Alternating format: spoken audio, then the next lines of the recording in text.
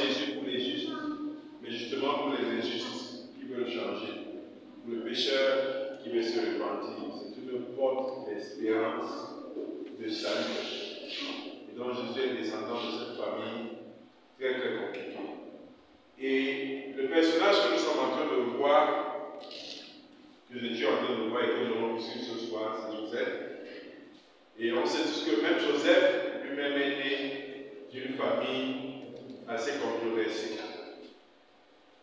Il est déjà né d'un père très très rusé qui s'appelait Jacob,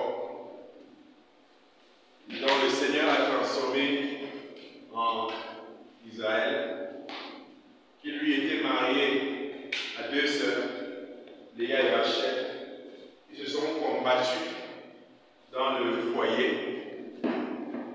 qui ont amené leur servante dans le combat en question, et qui à la fin ont produit les 12 patriarches d'Israël, qui ont donné la nation Israël, de laquelle Jésus est descendant, et par laquelle il est venu dans le monde pour sauver l'humanité. On voit donc que c'était une famille où il y avait le mal, mais Dieu a pourtant sauvé cette famille, l'a pourtant utilisée. Et on connaît aussi Joseph. On a vu dans les précédents passages que lui-même, Joseph, est dans une famille aussi compliquée, dans laquelle on ne l'aimait pas, on le haïssait à la limite, au point de décider de le vendre. Ils ont décidé de le vendre, ce qui était la moindre des conséquences, parce que l'intention première était de le tuer. Alors le tuer à cause de ses rêves, à cause de ce qu'il avait reçu du Seigneur, des visions sur sa vie. Et ses frères ont décidé de le tuer. Mais Dieu, par sa grâce, a empêché qu'il meure. En inspirant son grand frère qu'il avait sorti, ils l'ont finalement vendu aux marchands qui l'ont ensuite vendu chez Potiphar. Donc voilà l'histoire de Joseph que nous sommes en train d'étudier. Et nous avions dit que Joseph était un type, si vous voulez, une image, une représentation de Jésus-Christ dans l'Ancien Testament. À plusieurs égards, il y avait plusieurs similitudes. Et c'est ce que nous sommes en train de voir depuis quelque temps sur le personnage de Joseph. Donc l'idée pour laquelle nous avons choisi de parler des personnages bibliques, c'est que nous comprenions le pourquoi le Seigneur a utilisé et a choisi ces gens. La Bible est tellement cohérente qu'on ne peut pas trouver un livre aussi cohérent que la Bible. Même dans ce qui paraît être des images, il y a une logique de Dieu derrière. Et pourquoi ces différents personnages sont présents dans la Bible? La Bible dit que la loi était un pédagogue pour nous conduire à Christ. C'est-à-dire que l'humanité qui avait échoué à cause du péché d'Adam et Ève, Dieu avait pour objectif de sauver cette humanité. Et donc, il fallait conduire cette humanité vers le salut. Et le salut se trouvant en Jésus. Il devait donc utiliser chaque personnage, leader de la Bible, pour les conduire à Christ. C'est pourquoi la Bible dit que la loi fut un pédagogue pour conduire les gens à Christ. Ça veut dire qu'il y a des modèles imparfaits, mais représentants de Christ, qui ont été proposés dans l'Ancien Testament comme leaders, pour que finalement le peuple de Dieu soit amené à Dieu au travers de Jésus-Christ, qui n'était plus une figure, mais qui était l'agneau par excellence. Amen. Et donc, nous verrons plusieurs personnages avec les similitudes de Jésus, parmi lesquels comme Joseph, que nous allons poursuivre ce soir, pour lequel nous avons déjà vu plusieurs choses. Alors je vous invite à faire une lecture avec moi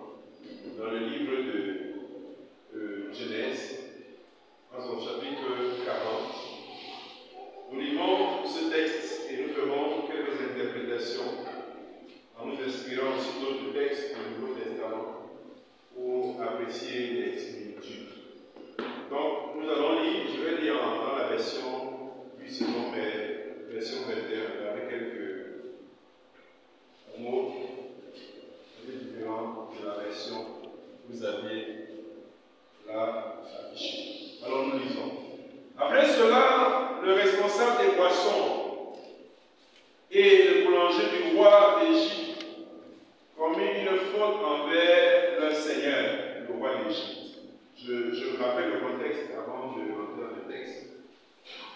Que Joseph, donc, après qu'il ait été vendu par ses frères aux marchands maléfiques, qui l'ont finalement vendu à Potiphar, qui était un chef en Égypte.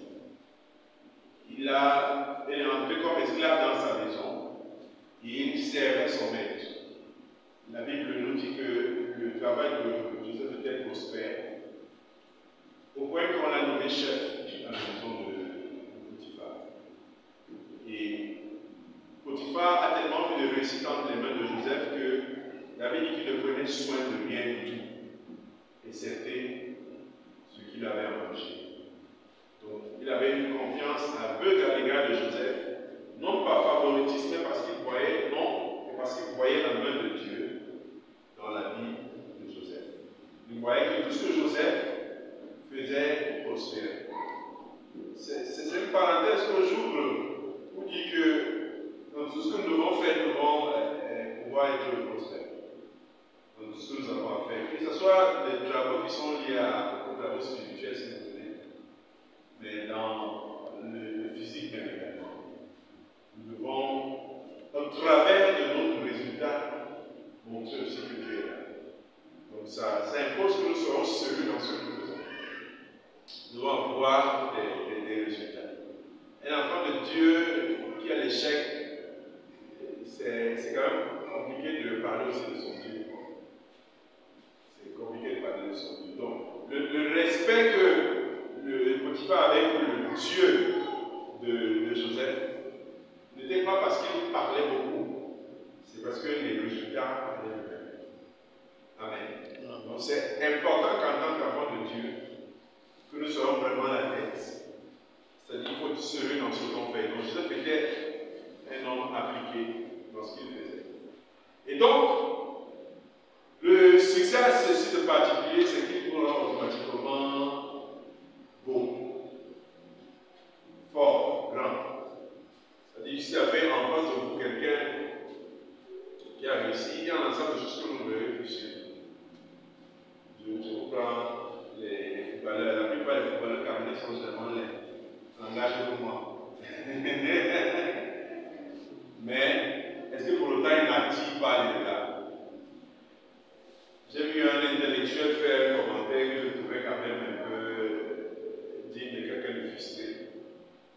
À la venue de Mbappé au Cameroun, et que les foules étaient allées l'attendre à l'aéroport. Il estimait que nous sommes dans un pays, dans un monde compliqué, où les footballeurs sont plus activés que les intellectuels. Il aurait voulu qu'un intellectuel aussi arrive à l'aéroport, qu'il soit accueilli par tant de foule.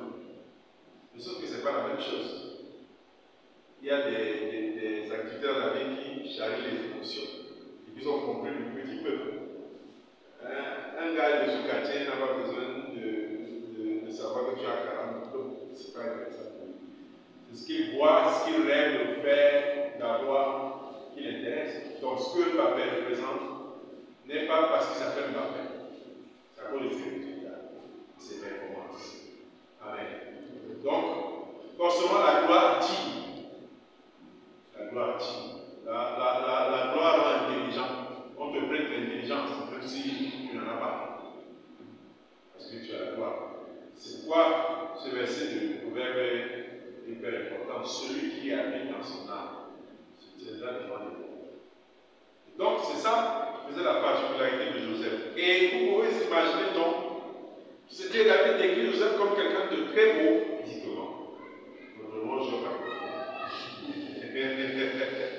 il était très beau. Et sa patronne lui a porté envie. Il a porté envie. Bon. Pas seulement pour son intelligence. Vous savez, quand vous avez quelqu'un qui réussit, vous l'admirez. Donc, forcément, elle a oublié que c'est quelqu'un qui était esclave. Et s'il vous plaît, esclave n'était pas serviteur. Ce n'est pas le sens de serviteur. Esclave, c'est appartient une chose pour ton maître. Et s'il advient que la femme de son patron pose les regards sur lui, c'est certainement de là que ça faute, de ce qu'il représentait la session. Et donc, un matin ou un soir, je ne sais pas, elle vient vers lui et dit, couche avec moi. C'est qu'il a refusé de faire. Il a dû se débattre et elle a retenu son ami. Et son patron est revenu le soir, comme toutes les femmes qui n'ont pas Jésus, qui sont des demi-sorcières. Elle a accusé Joseph d'avoir tenté de la violer. Alors que c'était elle le violeur. Et vous savez qu'elles ne font pas l'effort pour couler les larmes. C'est tellement facile. Elle a pleuré en lui disant, voici même son ami, je me suis débattu et il a laissé son ami ici. Donc le patron, face à cette situation, a cru à sa femme, contre son cœur. C'est ainsi qu'il a envoyé Joseph en prison pour le fait qu'il avait été accusé de tentative de viol. Et donc c'est dans ce contexte-là que nous lisons dans le chapitre 40.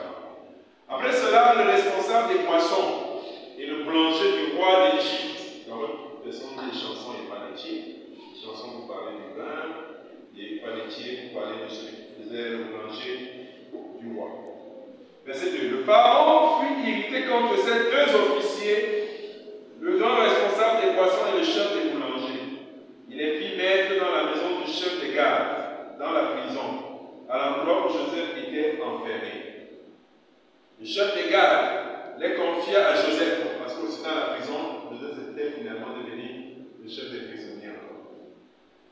Gloire de Dieu, il t'en suit. Le chef des gardes donc fut confié à Joseph, qui les servit auprès d'eux, qui fit le service auprès d'eux, s'il vous plaît. Il passait un certain temps en prison. Une même nuit, le responsable des poissons et le boulanger du roi d'Égypte, qui étaient enfermés dans la prison, fit tous les deux un rêve, chacun le sien avec son explication. Bon. Joseph vint le matin vers eux et vit qu'ils étaient tristes. Alors il demanda aux officiers du pharaon qui étaient avec lui dans la prison de sommeil, « Pourquoi avez-vous mauvaise mine aujourd'hui ?» Il lui répondit, « Nous avons fait un rêve. Il n'y a personne pour l'expliquer. » Joseph leur dit, « N'est-ce pas à Dieu qu'appartiennent les explications? Racontez-moi donc votre rêve. » Le grand responsable des poissons raconta son rêve à Joseph. Il lui dit, « Dans mon rêve, il y avait un sceptre vide devant moi. Ce sceptre portait 3 sarments. Quand il a bourgeonné, sa fleur s'est développée et ses grappes ont donné des raisins mûrs. La coupe de Pharaon était dans ma main. J'ai pris les raisins, je les ai pressés dans la coupe de Pharaon et j'ai mis la coupe dans la main de Pharaon. » Joseph lui dit, « Voici l'explication. Les 3 sarments représentent 3 jours. » J'aime les songes. Représente 3 jours. Encore 3 jours et le Pharaon t'élèvera bien haut et te rétablira dans tes fonctions. Tu mettras la coupe dans la main de Pharaon comme tu en avais l'habitude lorsque tu étais son responsable des poissons. Cependant, souviens-toi de moi quand tu seras heureux et fais preuve de bonté envers moi. Parle en faveur au Pharaon et fais-moi sortir de cette maison. En effet, j'ai été arraché au pays des Hébreux, et même ici, je n'ai rien fait qui mérite la prison. Voyant que Joseph avait donné une explication favorable, le chef des boulangers dit, « Dans mon rêve, il y avait aussi 3 corbeilles de pain sur ma tête. Dans la corbeille supérieure, il y avait des plats cuits au four de toutes sortes pour le Pharaon. Et les oiseaux les mangeaient dans les corbeilles au-dessus de ma tête. » Joseph répondit, voici l'explication. Les 3 corbeilles représentent 3 3 jours. Encore 3 jours, le Pharaon t'élèvera bien trop. Au bois. Il te fera pendre au bois, à un bois, et les oiseaux mangeront ton corps. 3 jours plus tard, au jour de son anniversaire, Pharaon organisa un festin pour tous ses serviteurs, et il éleva bien haut le grand responsable des boissons, ainsi que le chef des boulangers pour lui et ses serviteurs. Il rétablit le grand responsable des boissons dans ses fonctions, pour qu'il mette la coupe dans la main du Pharaon, et il fit pendre le chef des boulangers, conformément à l'explication que Joseph lui avait donnée. Le grand responsable des boissons ne se souvint pas de Joseph, il oublia. Amen. Alléluia. Amen. Donc voilà l'histoire de Joseph dans la prison, qui est une des étapes de la grande histoire. Et donc, nous sommes dans l'étude du personnage Joseph, nous allons nous y attarder. On voit donc 2 serviteurs du roi, dans ma version le chef de boulanger et le chef responsable des boissons, dans votre version le panetier et les chansons. Ici, ces 2 hommes représentent l'humanité dans sa composante. On peut ouvrir dans Romains 3, verset 23, pour comprendre ce que je veux dire. Romains 3, verset 23. Romains 3, verset 23. Quelqu'un peut lire.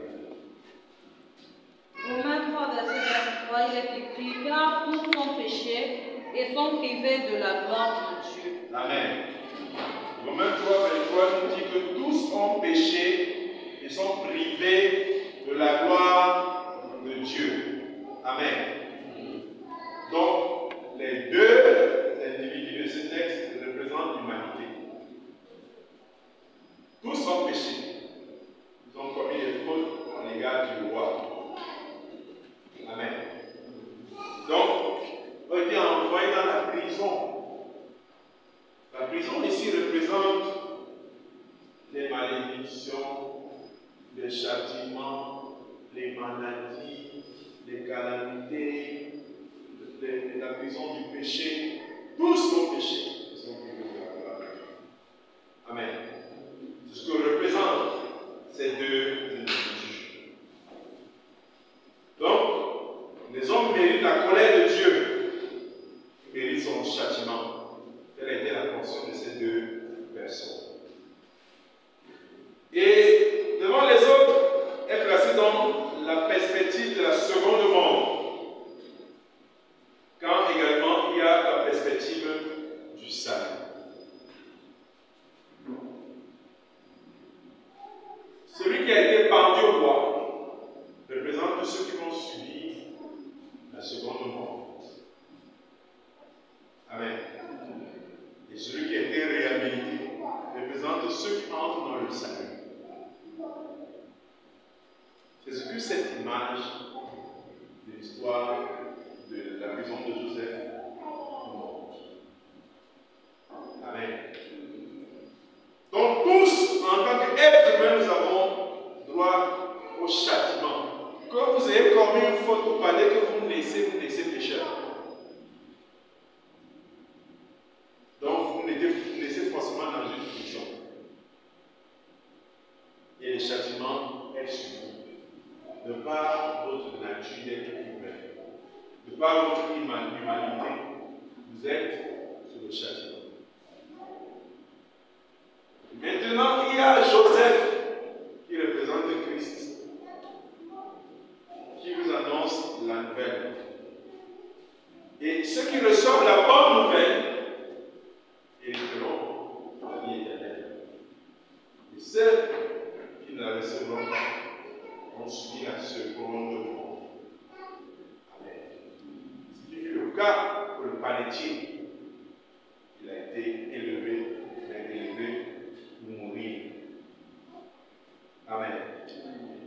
La différence du panetier qui ne pouvait plus échapper au jugement du roi, à sa différence, pour les en recevant des l'évangile de la grâce, de passer de la condition de pécheur perdu à celle de racheté. Amen. Et on a l'exemple des deux brigands sur la croix. Il y a un qui a été enlevé, et l'autre pas du tout. Ça représente une fois de plus l'humanité. Il y en a qui vont reconnaître la grâce de Dieu dans leur vie. Il y en a qui vont trouver à l'éternité. L'un dit, souviens-toi de moi quand tu seras dans l'éternité. Et l'autre lui dit, si tu es le Fils de Dieu, sauve-toi et sauve le monde. Et son mari lui a dit que nous méritons le châtiment que nous avons subi. Mais lui, il n'a rien fait. Amen. Vous voyez que les attitudes de ces deux personnes sont différentes. Même le panetier, regardez qu'il a dû s'intéresser à la personne de Joseph parce qu'il a vu comment le chanson a eu la réponse et l'explication à son songe. S'il n'avait pas vu ça, il méprisait le monsieur. Donc, il peut bien vivre. Il comprend pourquoi la mission. Donc, dans son cœur, il avait même déjà le mépris. Son attitude pouvait expliquer même le sort qui lui arrive. Comme l'un des brigands, son attitude expliquait le sort final qui lui arrive. Chose exceptionnelle sur la croix, l'un des brigands a été amené à Christ. Il lui a promis, ce soir même, tu seras avec moi dans l'éternité. Amen.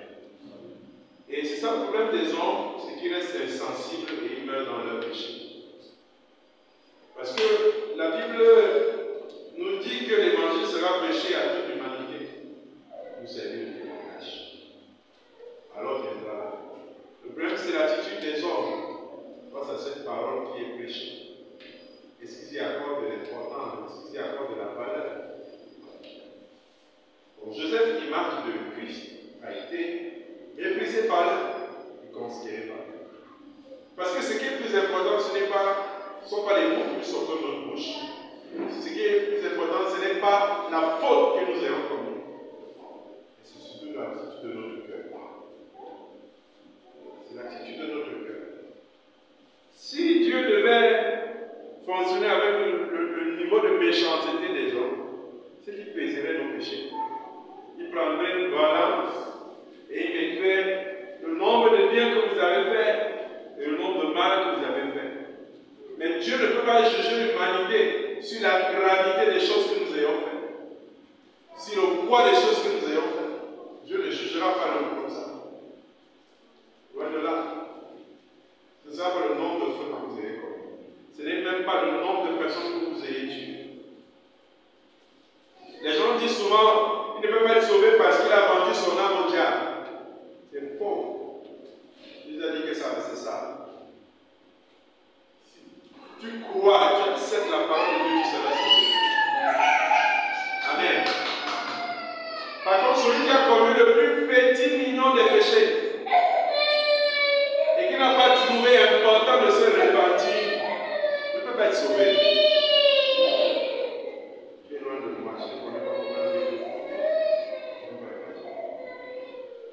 Tu vas commettre le plus mignon des péchés,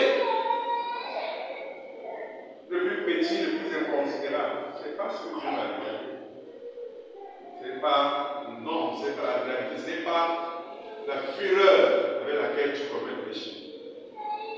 C'est est-ce que tu as le cœur pendant. C'est ça qui est important. Amen. C'est parce que les disciples avaient donc cette attitude-là, que quand ils voyaient que les pharisiens, quand ils voyaient les gens venir vers Jésus, ils murmuraient au fond d'eux. Mais si ça c'est un prophète, comment il peut accepter qu'une telle femme le touche? Parce qu'eux, ils jugeaient les choses d'après la quantification. Et c'est malheureusement le jugement que nous gardons parfois, même étant convertis. on se dit que Dieu nous considère plus qu'un tel à cause du niveau de ce que nous faisons comme art. C'est une pensée religieuse. C'est une pensée religieuse. C'est pour ça que vous avez des gens qui sont souvent frustrés à l'église. Ça veut dire qu'il y a quelqu'un qui est trop désordonné, Dieu le bénit. Quand il y a un qui est trop juste, Dieu ne le bénit pas. Et bien, il y a la fin de Dieu là, il est juste. Parce que tu as une façon religieuse de voir les choses. Ce n'est pas le nom, ce n'est pas la gravité, c'est ton cœur, l'attitude de ton cœur. Dieu le regarde. Amen. L'attitude de ton cœur. Deux brigands sur la croix, l'un reçoit le pardon, l'autre ne le reçoit pas. À cause de l'attitude. Amen. Luc chapitre 23, verset 43, on lit le texte que dont je vous ai fait l'économie tout à l'heure.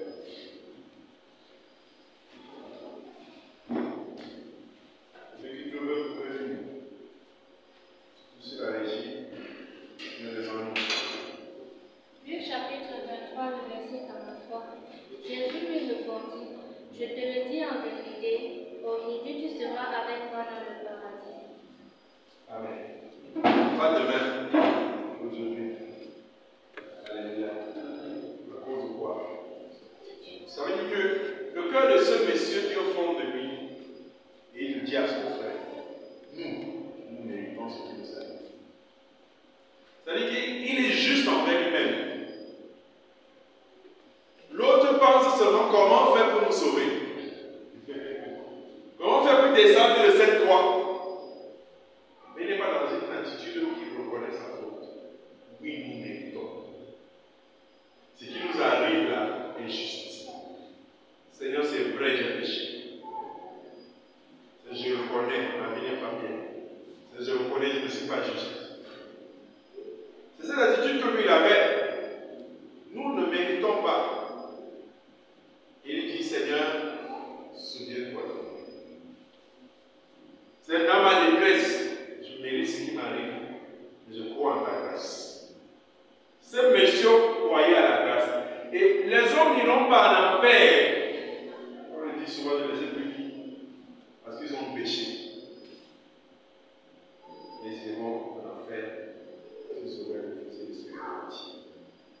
Autrement dit, quelqu'un ne va pas mourir parce qu'il a été malade, mais il va mourir parce qu'il a refusé le traitement. Le traitement, c'est la grâce. C'est-à-dire que Dieu, Jésus le disait, je ne renvoie pas à la porte celui qui vient à moi. Si quelqu'un vient à moi, moi je ne le renvoie pas. Mais le plus difficile pour les hommes, c'est de venir à Jésus. Je vais lui dire, Jésus, j'ai besoin de toi. J'ai besoin d'être affranchi. Ce n'est pas qu'ils ne savent pas qu'ils ont une vie qui ne glorifie pas Dieu. Ils le savent. Ce n'est pas une information que nous leur apportons. Ils savent ça avant nous. Leur problème, c'est qu'ils ne veulent pas laisser. Donc la grâce est disponible pour les aider à laisser, à abandonner. Et ils ne veulent pas laisser. C'est ça notre problème. C'est qu'on sait que c'est vrai. Est-ce qu'on veut vraiment laisser? Est-ce qu'on veut abandonner? Est-ce qu'on a besoin de l'aide du Seigneur? Lui, il a dit, souviens-toi de moi. Amen. Donc de même, Joseph est le messager de la grâce devant ces deux hommes. Il annonce la bonne nouvelle à l'un et à l'autre la triste nouvelle de ce qui sera malheureusement parti au roi. Nous lisons Éphésiens chapitre 2, verset 17.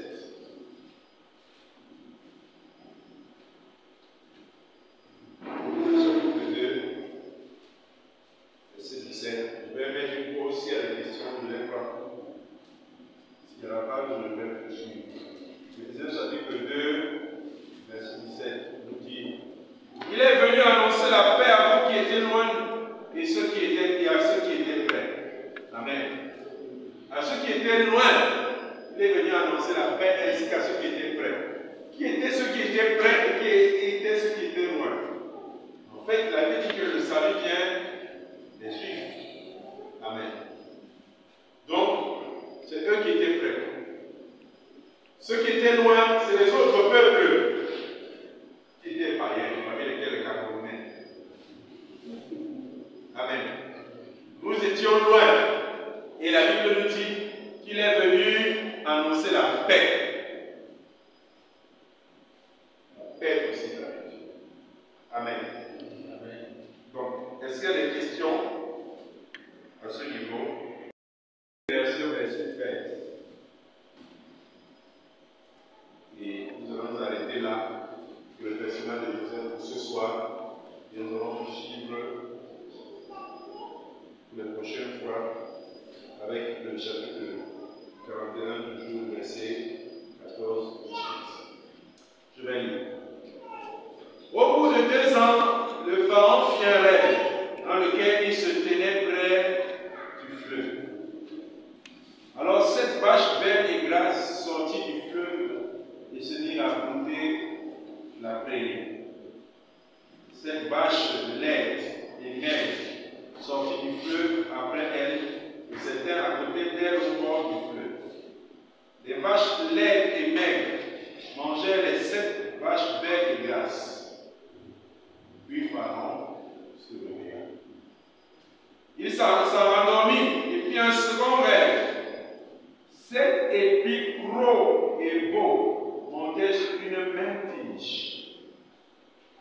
7 épis maigres et brûlés par le vent d'est poussaient après eux. Les 7 épis maigres engloutirent les 7 épis gros et pleins.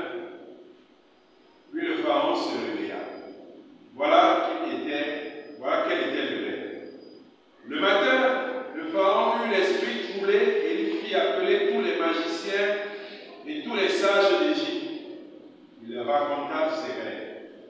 Mais personne ne put les lui expliquer.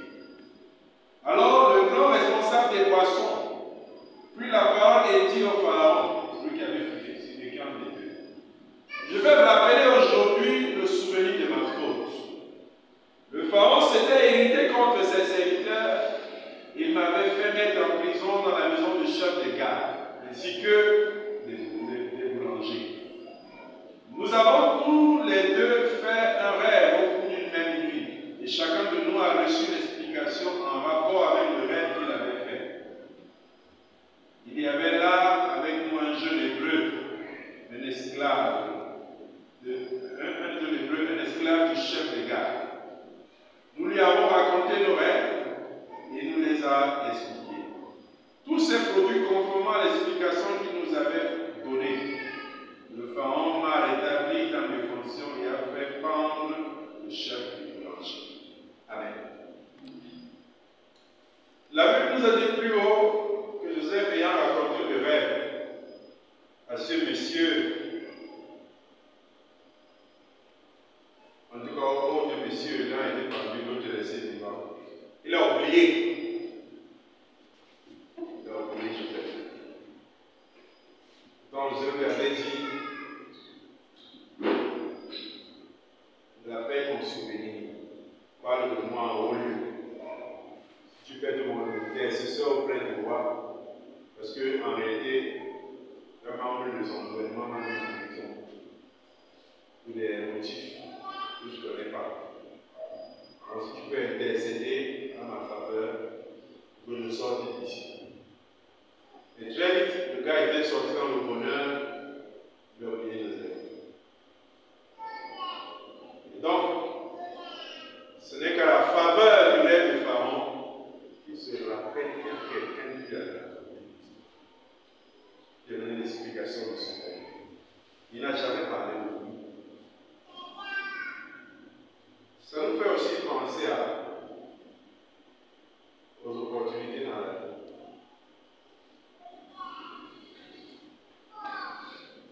Il y a un temps pour chaque chose. Mais il y a Dieu pour tous les temps. Amen. Joseph, en tant qu'humain, aurait voulu que l'homme intervienne, ce qui n'est pas mauvais, ce qui est normal.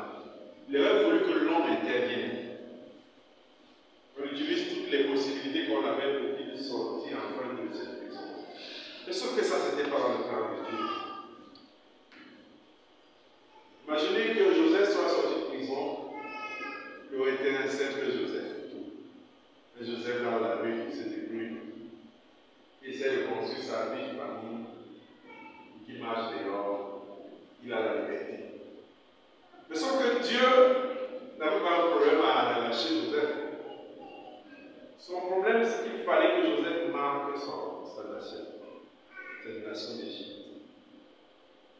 Et Joseph ne pouvait pas marquer cette nation d'Égypte en étant un simple citoyen. Il fallait qu'il soit à l'endroit. Donc le fait que le roi ait le songe et que personne n'a été capable de lui expliquer, a fait que le souvenir de Joseph est revenu. Il y a un garçon qui a une intelligence particulière, c'est d'expliquer ces choses. Vous remarquez que ce n'est pas par pitié qu'il est sorti. Ce n'est pas par pitié qu'on s'est souvenu de lui. Ce n'est pas par compassion. Tel n'était pas dans le programme de Dieu qu'il sortait par compassion. Dieu voulait élever Joseph, ça c'était clair. Et donc, les circonstances qui devaient concourir à élever Joseph devaient d'abord arriver avant qu'il sorte de prison. Le chemin par lequel Dieu avait prévu que Joseph sorte de prison, ce n'était pas par une négociation. C'était que c'est lui le Messie. Donc quand le pharaon va demander Joseph, ce n'est pas parce que, oh, on a intercédé auprès de non. Un tel homme ne peut pas rester en prison, peu importe la faute qu'il a commise. Il m'a expliqué mon songe, il va sortir. Et par la suite, nous verrons que Joseph, quand il est sorti de prison, est devenu premier ministre d'Égypte. Amen. Donc Dieu ne voulait pas seulement le libérer de prison. Dieu n'avait pas un problème de le libérer de prison. C'est que Dieu voulait écrire une histoire avec lui. C'est quand nous devons faire très attention dans les raccourcis quand nous faisons notre travail. C'est important de savoir, et je me le rappelais hier, un bien-aimé avec qui j'ai partagé une fois. Je me rappelais une phrase que je lui avais dit. Le malheur des hommes, c'est qu'ils ne connaissent pas l'avenir. C'est ça notre malheur. Si on connaissait l'avenir, il y a certaines choses pour lesquelles on ne se préparait pas. Il y a certaines choses pour lesquelles on ne se battrait pas. On ne se débattrait pas, pour lesquelles on ne serait pas frustré. Il y a certaines souffrances dans lesquelles on entrerait plus joyeusement. Mais notre malheur, c'est qu'on ne connaît pas le futur. Donc Joseph avait ressenti forcément dans sa chair la désolation de ne pas avoir été secouru par les chanceux. Mais ça, ce n'était pas le plan de Dieu. Amen. Ça, ce n'était pas le plan de Dieu. Donc, c'est Joseph donc qui a demandé à les chansons qui étaient sur le point d'être délivrées, souviens-toi de moi. Et dans le verset 23, comme je l'ai dit tout à l'heure, on nous informe qu'il a mouru. En ce qui nous concerne, rachetés du Seigneur au bénéfice du grand salut, nous ne sommes pas souvent. Nous sommes souvent ingrats et nous oublions celui qui nous a sauvés. Bien que nous devrions tout au Seigneur, il nous arrive de ne pas parler de lui, de ne pas témoigner sa grâce. C'est ce que cette image de ce passage-là représente. C'est pour ça que je vous ai dit au départ que les deux individus représentent l'humanité. C'est-à-dire que l'homme qui a donné sa vie, qui a été sauvé de la seconde mort, comme nous le sommes, de ceux qui ont reçu Christ, arrive et oublie le Seigneur. Ils oublient de témoigner sa grâce. Ils oublient de témoigner sa faveur. Fais gaffe quand tu es un genre de personne qui se souvient seulement du Seigneur le jour du malheur. Tu ressembles à cette chanson. Qui ne sait Dieu que quand c'est vrai. Le Dieu du malheur. Il faut que tu sois dans le malheur pour que Dieu l'entende dans ta bouche. Pour que tu sois fidèle au Seigneur, il faut que ce soit le malheur. Quand tout va bien, tu oublies Dieu. Quand tout va bien, tu ne pries pas. Il y a des gens, je me rappelle, quand Covid est arrivé, le chrétien du dimanche était déjà là tous les jours. Parce qu'il croyait que c'était la fin du monde. Je ne suis pas sérieux là. Parce qu'il disait que c'est la fin du monde. Donc, allez, si on prépare seulement le Seigneur.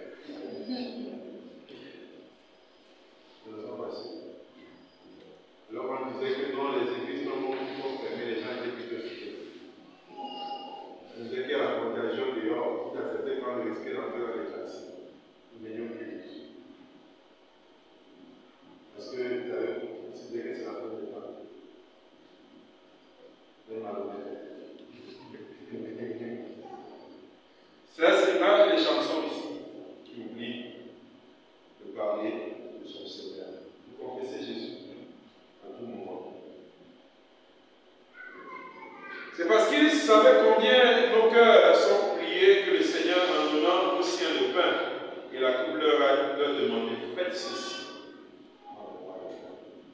Amen. Comme Joseph a dit, ne m'oublie pas, garde-moi avec moi. Même Jésus-Christ, quand il parle à mon frère, il dit, faites ceci en moi. Chaque fois que vous en parlez, vous rappelez mon souhait. Amen. Pourquoi cette communion à la table du Seigneur est importante? Pour rappeler mon souhait. Afin que nous n'oublions pas. Vous pouvez voir le texte en Luc 22, verset 15, nous n'allons pas lire. Après le songe du Pharaon, le souvenir dont revient à les chansons, il a dû lui coûter de dire, je vais rappeler aujourd'hui mes fautes. Comme c'est marqué au verset 1. Permets-moi que le roi ne se fâche pas qu'il me renvoie une deuxième fois en prison. Je vais rappeler que j'avais fait quelque chose. Mais il ne pouvait pas parler de Joseph sans dire où et pourquoi il l'avait rencontré. De même, pour rendre témoignage à Jésus, notre Sauveur, ne craignons pas de reconnaître quelle était notre misère et le péché dans lequel nous vivions avant de rencontrer la délivrance. Amen. C'est ça en fait le témoignage. C'est ça le témoignage. C'est pas comment j'étais un homme gentil. Non, le témoignage, c'est que j'étais dans un état qui m'a amené à choisir Jésus. Amen. Donc, comme les chansons a rappelé sa faute, de même, nous, quand nous faisons notre témoignage, nous devons rappeler ce nom de Dieu. Amen. Avant de rencontrer le Seigneur Jésus. Donc, voilà l'histoire de les chansons et du panetier. Je pense que ce n'est pas mauvais si je m'arrête ici ce soir. À moins que vous voulez qu'on continue.